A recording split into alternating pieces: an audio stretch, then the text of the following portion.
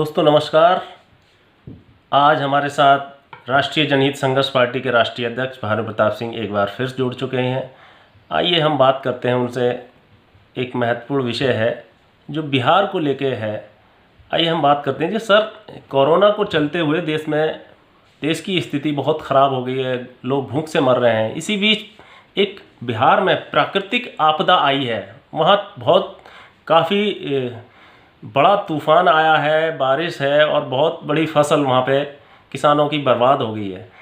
इस बीच में चलते हुए वहाँ की सरकार नीतीश सरकार ने कुछ वहाँ के किसानों को कुछ पैकेज भी दिया है, लेकिन एक डिस्ट्रिक्ट अररिया है उसके लिए नीतीश सरकार ने कोई पैकेज नहीं दिया। इसके विषय में आपको क्या कहना है? नमस्कार। देखिए, जो आपका कहना है बहुत सही कहना है कि कोरोना के चलते हालत बहुत बदतर हो गई है और जो इसी दौरान एक तूफान बड़ा भयानक आया, विशेषकर बिहार में भी जो सीमांचल का जो इलाका है उसको ज़्यादा प्रभावित किया। तो हम लोगों ने इस पे पहले भी सवाल उठाया था कि जब वहाँ पे जो मक्का की फसल है, जो विशेष फसल है, वहाँ की मुख्य फसल कह सकते हैं इस हालात में, इस जो वहाँ के क्षेत्र के हिसाब से जो है वो मक्का की फसल। और क्योंकि मैं उस दौरान 16 मार्च से पहले हम लोग जब मीटिंग हम लोगों ने की है वहाँ पे बिहार में, तो हमने देखा, वो सीमांचल के इलाके में देखा, बहुत बढ़िया फसल थी, लेकिन तूफान ने पूरी तरह से उस फसल को बर्बाद कर दिया, नष्ट कर दिया। तो हमने सरकार से कहा भी था कि सरकार देखे और पर्सनली सब सारी चीजों को देख के एक पैकेज विशेष रूप से वहां के जो किसान हैं जिनकी फसल मक्का की बर्बाद हो गई है, उन किसानों को वो पैकेज की घोषणा करे, उन्हें आर्थिक सहायता दे। मुझे बड़ी खुशी है कि सरकार तक शायद हमारे बात पहुंची हो, उनके कानों तक, या जिस तरह से भी सरकार ने 557 करोड़ रुपए का पैकेज, वो जो नुकसान हुआ है उसके लिए उसकी घोषणा की है। और उसमें पैकेज में है कि प्रति एकड़ 7,500 रुपए किसानों को देने की बात, जो मुआवजा देने की बात है, वो सरकार ने कही है। लेकिन यहां बड़ी एक बहुत अजीब सी बात है, बड़ी दुख की बात है कि ये सरकार, नीतीश कुमार जी की जो सरकार है, इसने 23 जिलों को ये राहत पैकेज की घोषणा की है, लेकिन इन 23 जिलों में अररिया जिला नहीं है। मैं नहीं जान पा रहा हूं कि अररिया जिला को क्यों छोड़ दिया गया। क्या अररिया जिले से नीतीश कुमार जी की कोई दुश्मनी है क्या? ये इस तरह का भेदभाव नीतीश कुमार जी अररिया जिले के साथ और उसके अररिया जिले के लोगों के साथ क्यों कर रहे हैं? वो भी तो सीमांचल का है और शायद सबसे ज्यादा प्रभावित वो जिला है। जिस तरह से वहां फसल को इतना नुकसान हुआ है, क्या उन्हें मुआवजा नहीं मिलना चाहिए? क्या 23 जिले, ये जो 557 करोड़ रुपए है, ये 23 जिलों में खर्च हो गया, तो क्या और नहीं बढ़ा देना चाहिए मुआवजा और बढ़ा देना चाहिए, 10, 20, 50 करोड़ रुपए? क्या दिक्कत है? तो कम से कम अररिया के जो पीड़ित किसान हैं, जिनकी मक्के की फसल पूरी तरह से बर्बाद हो गई है, जिनका अब एक तरह से फसल बर्बाद होने पर वो बर्बादी के कगार पर पहुंच गए हैं, भुखमरी के कगार पर पहुंच गए हैं, उनको भी मदद मिल सके। या कोई दुश्मनी निभा रहे हैं, या किसी तरह की उनसे ईर्ष्या है, द्वेष, घृणा है, कोई नफरत है क्या अररिया के लोगों से? माननीय नीतीश कुमार जी, आपके तो वहां शायद एमएलए या एमएलए कांग्रेस के हैं और एमपी शायद आपके बीजेपी के ही वहां पे एमपी हैं।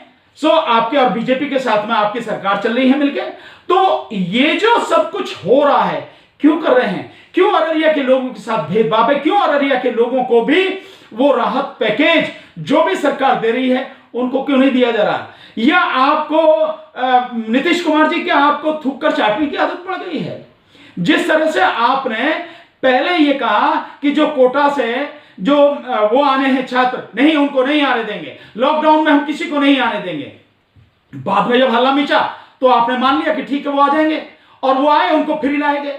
मजदूरों को भी पहले मना कर रहे थे, फिर मजदूरों को भी आपने कह दिया हाँ ठीक है आने दें, और मजदूर भी दूसरे लॉकडाउन के बाद जब तीसरा लॉकडाउन शुरू हुआ तो आने शुरू हुए। और इसमें भी आपने एक चीज देखी कि आपने जो कहा वो भारत सरकार ने नहीं माना, लेकिन जब आपके उप मुख्यमंत्री सुशील मोदी ने कहा कि भारत सरकार को रेल चलानी चाहिए, तो सुशील मोदी का कद बढ़ाने के लिए रेल चलाई गई।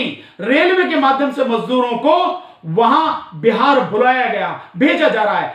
ये एक अलग बात है कि बेशरम सरकार जो गरीबों की है ही नहीं सरकार, वो उन मजदूरों से रेल का किराया ले रही है। और रेल के किराए में भी आपको किसी को शर्म नहीं आई, आपने मना कर दिया कि हम किराया नहीं देंगे। और मजदूर अपनी तरफ से जैसे भी उधार मांग के या कैसे ही वो किराया दे के लेके आ रहे हैं। और जब लताड़ पड़ी, चारों तरफ से हल्ला मचा, तब आपने कहा कि नहीं, हम उनका किराया भी देंगे, 500 रुपए देंगे उनको, और हर एक किसी को क्वारंटाइन में रखेंगे, और क्वारंटाइन से जब जाएंगे तो किराया 500 रुपए और 1000 रुपए देंगे। तो ये थूक के चाटने की बात। तो क्या इस अररिया के मामले में भी आप तभी करेंगे कि जब अररिया के लोग पूरी तरह से हल्ला मचाएंगे, सीमांचल के लोग हल्ला मचाएंगे कि किसी जिले के साथ में भेदभाव नहीं होना चाहिए, किसी किसान के साथ में भेदभाव नहीं होना चाहिए, और उन्हें भी और लोगों की तरह, अररिया के किसानों को भी और जिले के किसानों की तरह मुआवजा मिलना चाहिए, तभी देंगे आप। बेहतर यह है माननीय नीतीश कुमार जी, मेरा आपसे निवेदन है, आपसे विनम्र आग्रह है मेरा कि अररिया जिले के जो किसान हैं, उनका जिस भी किसान का नुकसान हुआ है, एक भी नहीं छूटना चाहिए। उन सबको आप मुआवजा दीजिए, समुचित मुआवजा दीजिए, ताकि कोई किसान आत्महत्या न करे, कोई किसान बर्बाद ना हो और उसका जीवन सुचारू ढंग से चल सके। हालांकि इस माहौल में एक जीवन जो मतलब जीना ही बहुत बड़ी चुनौती हो गई है, तो कम से कम आप इतना तो कीजिए। और आप इस तरह से मत कीजिए जिस तरह से आपने रेलवे के माध्यम में किया था, पहले मना कर दिया और फिर आपने सबको हाथ लिया, और पहले किराया देने से मैंने किया और फिर किराया दे। इन सारी चीजों को सोचते हुए आने वाले समय में ये जनता है, माफ नहीं करेगी आपको किसी भी हालत में। जिम्मेदारी है आपकी, निभानी है आपको। आप मुख्यमंत्री हैं प्रदेश के, बिहार प्रदेश के मुख्यमंत्री हैं, कोई आप चपरासी नहीं हैं। इसलिए सरकार ने जो पैकेज दिया है, तो क्या वो बराबर बराबर सभी डिस्ट्रिक्ट में नहीं बांट सकती थी? ऐसा भेदभाव क्यों कि एक डिस्ट्रिक्ट में बिल्कुल भी नहीं दिया उन्होंने? निश्चित रूप से बांट सकती थी, इसमें कोई बात नहीं है। ये सरकार की नीयत की बात है। मैं नहीं समझ पा रहा हूं कि वो ऐसा भेदभाव अररिया के साथ में क्यों कर रही है। अररिया के किसानों को इस तरह से अलग क्यों रखा गया है? वो निश्चित रूप से बराबर बराबर जिलों के हिसाब से भी बांट सकती थी, या जिस जिले में जितना नुकसान हुआ है उसके हिसाब से भी बांट सकती थी, या उसका एक और बढ़िया तरीका था कि कितने भी किसान हो, किसी भी जिले के किसान हो, एक नुकसान जिस तरह से माना 7,500 रुपए प्रति एकड़ की बात है, तो जितने भी किसान बिहार के हैं, किसी भी बिहार के किसी भी जिले के हों, चाहे वो मधुबनी के हों, चाहे सीवान के हों, चाहे कटिहार के हों, चाहे अररिया के हों, चाहे किशनगंज के हों, या पूर्णिया के हों, या किसी भी जिले के हों, या बेगूसराय के, कहीं भी। मेरा मतलब यह है कि जो 38 के 38 जिले हैं और वहां के बिहार के, उनमें से किसी भी जिले का हो, हर किसी को बराबर का मुआवजा दिया जाता। इससे बढ़िया कोई बात नहीं। 7,500 अगर आपने किया है 7,500, तो 7,500 जिस भी किसान का नुकसान हुआ है, हर किसान को उसी के हिसाब से उतना ही देना चाहिए था, लेकिन नहीं दिया। तो मेरा निवेदन है नीतीश कुमार जी, इस पर जरा सोचिए और सोचकर ध्यान से इस जनता के साथ, बिहार की जनता के साथ न्याय कीजिए, जिसके साथ अभी तक आपने न्याय नहीं किया, जिसको आपने धोखा दिया है। इसलिए अररिया की जो जनता है, अररिया के जो किसान है, उनको भी मुआवजा दीजिए, नहीं तो आपके खिलाफ आंदोलन होगा। तैयार रहिए इस बात के लिए। बहुत बहुत शुक्रिया, बहुत बहुत धन्यवाद।